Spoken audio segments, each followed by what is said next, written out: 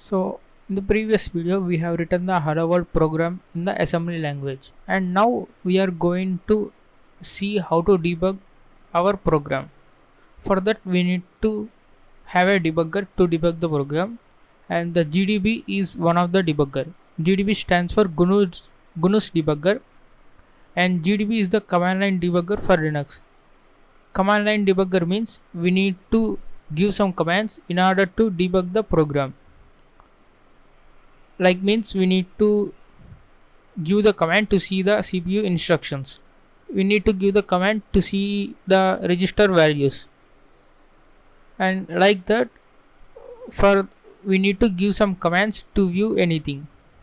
But if you are debugging a lot of complex code, and you need to enter again and again, that's why they have created, so many guys have created the plugins, and one of the plugin is peda plugin. It helps to visualize the registers and stack. It means that when you stepping through the program, this plugin will show you the registers and the CPU instructions and the stack. So you don't need to type more commands to view the registers and the stack. This plugin will do it for you. Actually, this plugin uses the concept of GDB hooks. So whenever you step through the program, the scripts under the hooks are being executed. First, in this video we will be seeing how normal GDB commands, and then we will install the peda plugin and we will see how peda plugin visualizes all these registers and stack. So GDB is the user mode debugger. So I know up to my knowledge, I think the GDB is user mode debugger. It cannot debug the kernel programs, and also there are many GUI debuggers which use GDB as backend. So if you take a look at this EDB debugger for Linux, it has some graphical user interface. So it's like port of Immunity debugger, which is also a graphical user interface debugger. So this EDB debugger is a graphical user interface debugger which uses GDB as backend. So when you click the buttons, step button, next button, then it will use the GDB as a backend. So guys, now we will move on to our Ubuntu virtual machine, and then we will debug the program. So we have our hello world program binary and the source code and the object file. Now we can debug with GDB this binary file.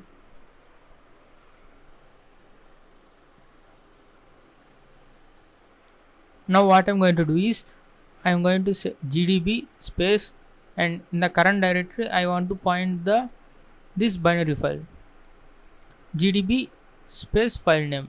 Now if I hit enter, now the prompt has been changed to some brackets and GDB.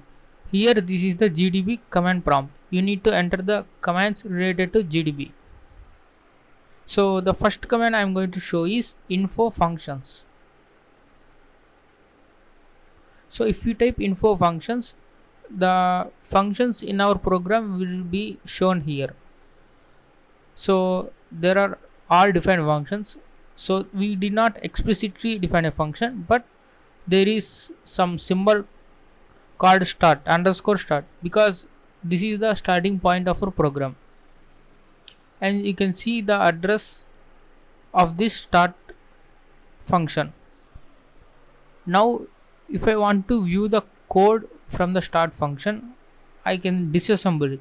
GDB has some basic disassembler. It will disassemble the code and converts to the assembly language.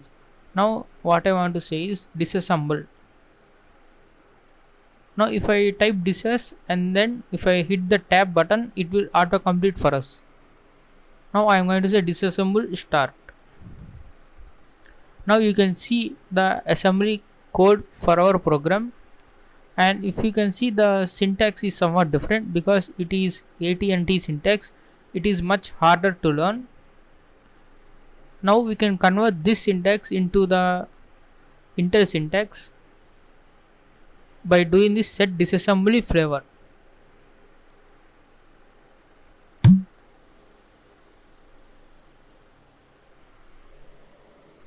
Set disassembly flavor to Intel.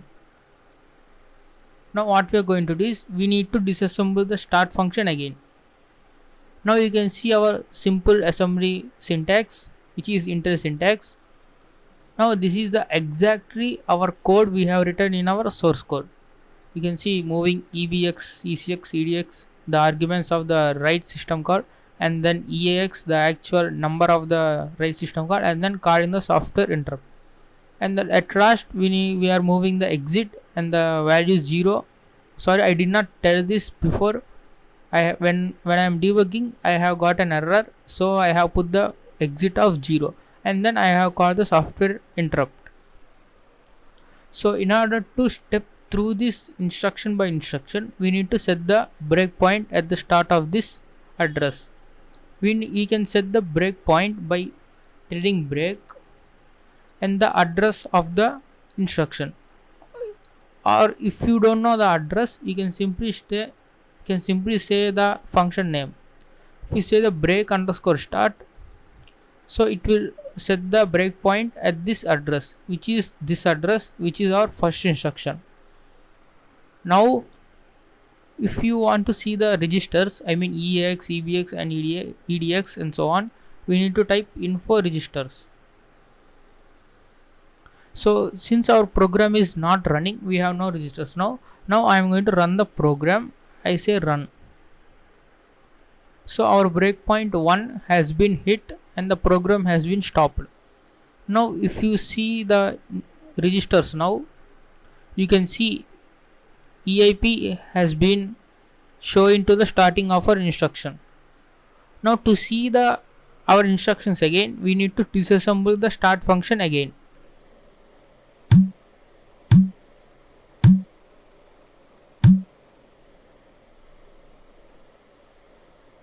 If I say disassemble start, and then you can see one thing newly here is the arrow mark.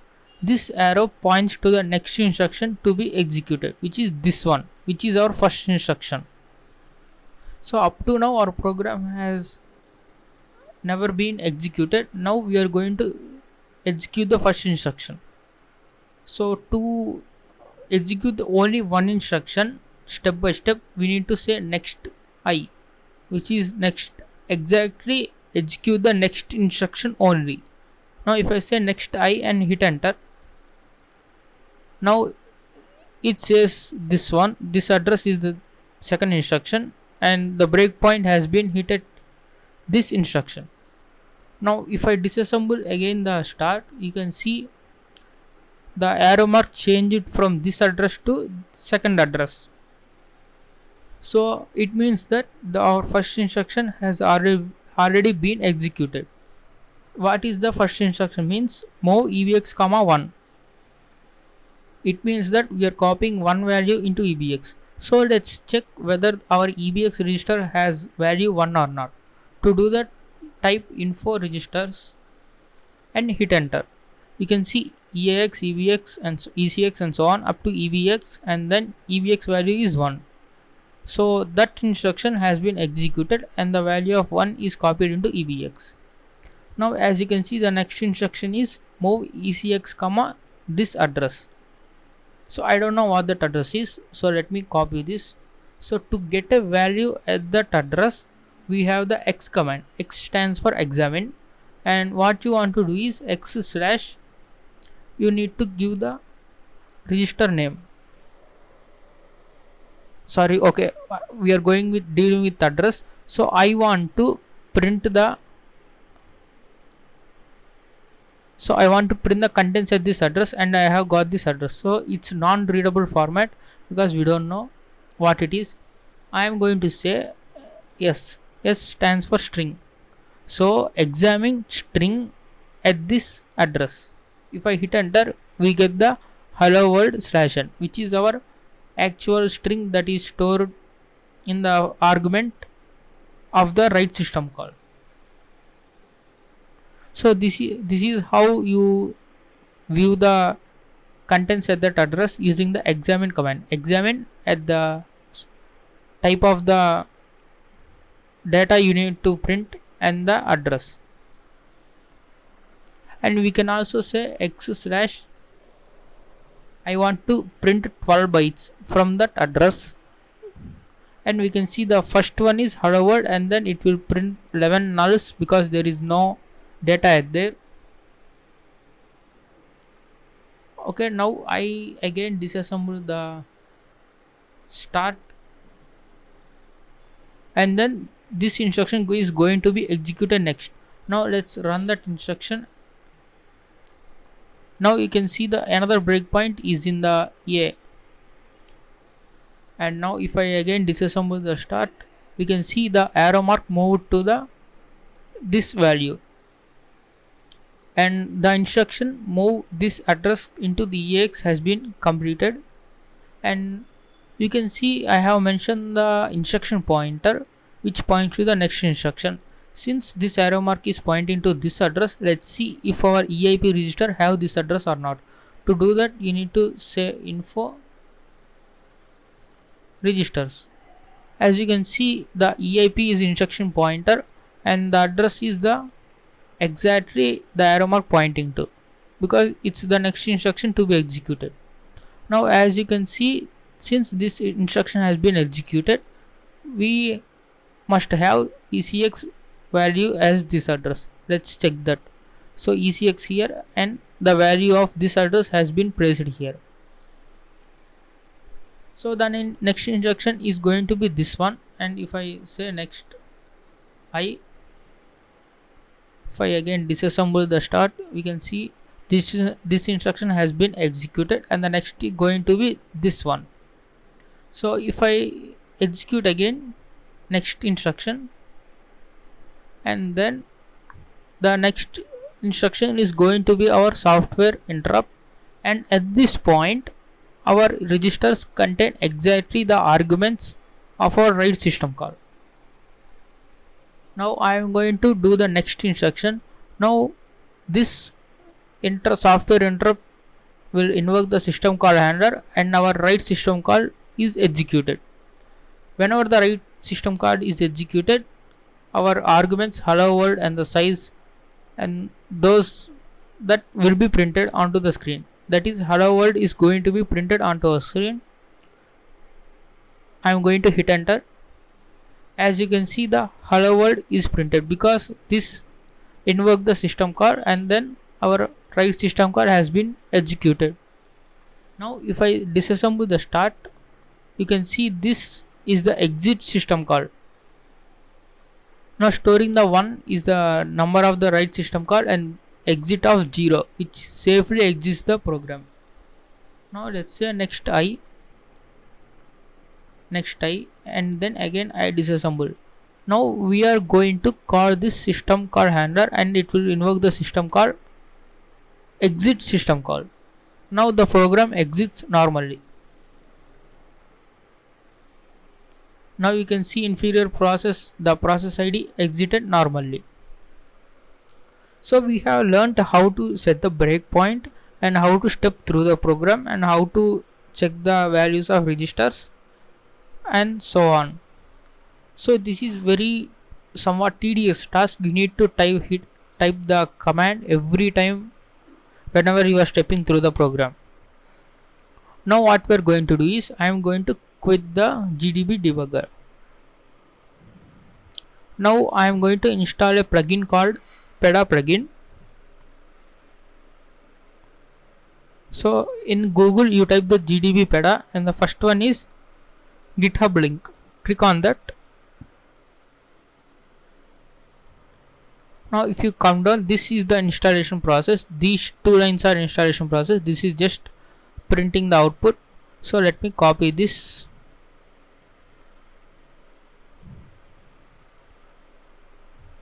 Okay, I'm sorry.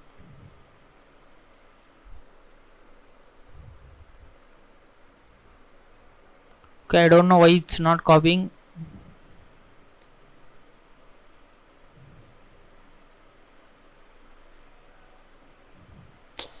Okay guys, let me open the browser in Firefox.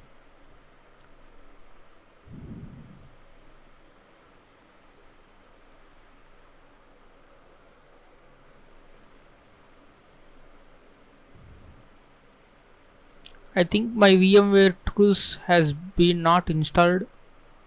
Recently this Ubuntu machine has been updated without my permission. Okay, that's what Ubuntu is. Maybe that update has been crashed the VMware drivers.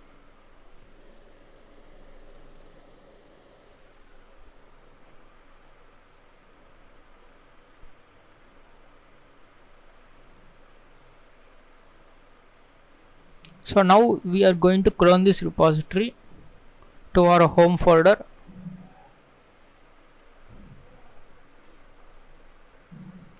Okay guys, Git is also not installed. Let us install that.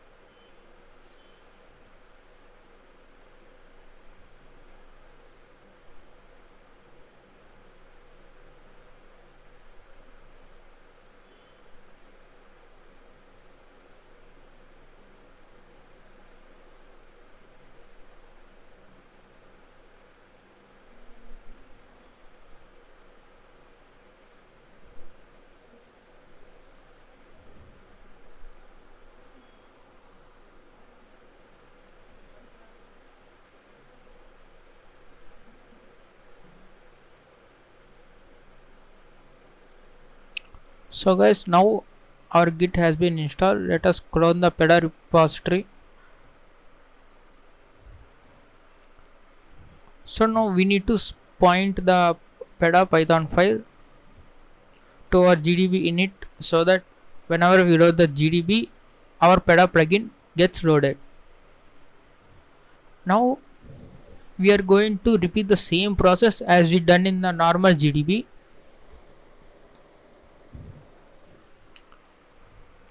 As you can see in the previous normal GDB, it has the GDB command, but now the prompt has been changed to GDB-PEDA.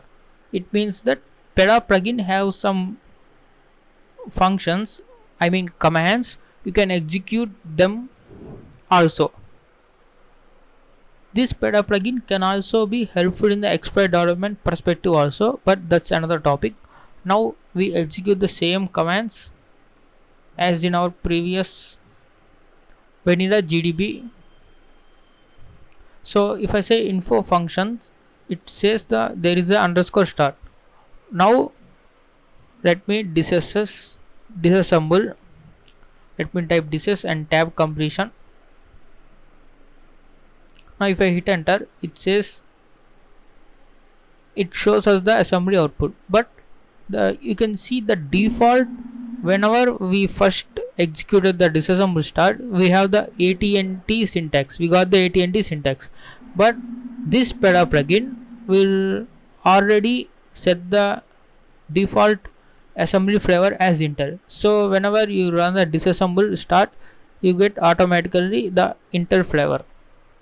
Now there is one more command which is like modification of disassemble command, that is pdisassemble.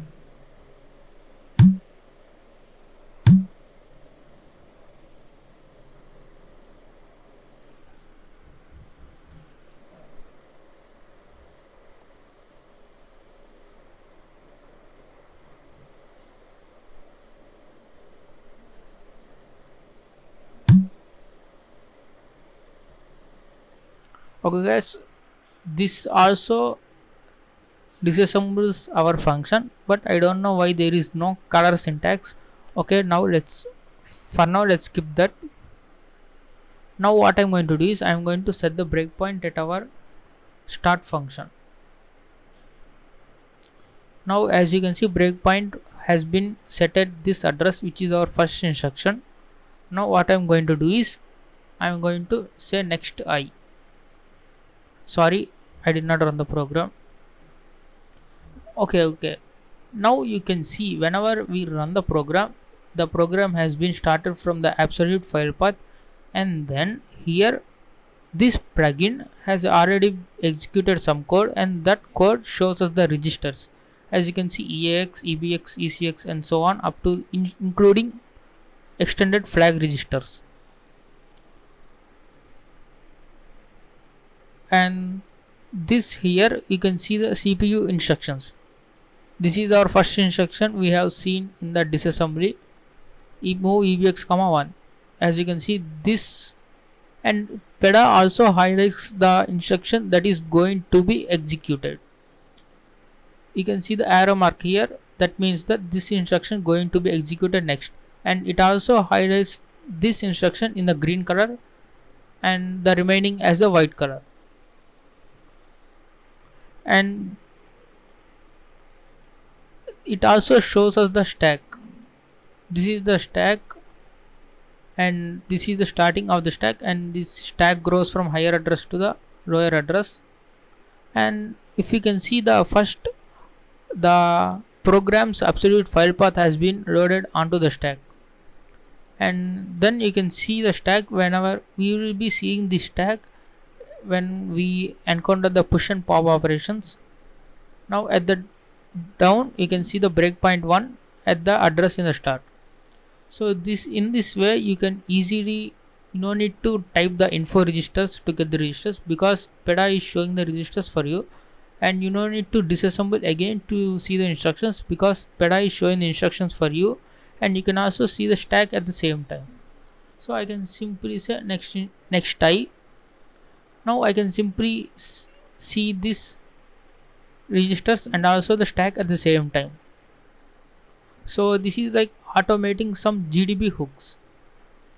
So if I say next I, now we can see the ECX value is the address, and at this address it also fetches the contents at that address, and it displays us for us the PEDA plugin, hello world. So it's somewhat so much easier and convenience than normal GDB. I recommend you to also use the GDB first and then install the PEDA plugin. And now if we are going to invoke the write system call. If I hit enter, and now hello world has been printed. So I just hit enter because the previous instruction in next I. Now if I did not give any command, and then if I hit enter, the previous instruction will be our new instruction. I mean previous command will be our new command. So it will execute the last command, and then now we are invoking the exit system call. Now our program exits. You can see program exit normally and not running. And you can also quit the debugger using quit command. So in this way we can just debug the program with GDB and also with PEDA plugin. So from this video onwards, if I want to debug any program, I will be showing in the PEDA plugin. But I also suggest you to learn some basic GDB commands. Those will be very helpful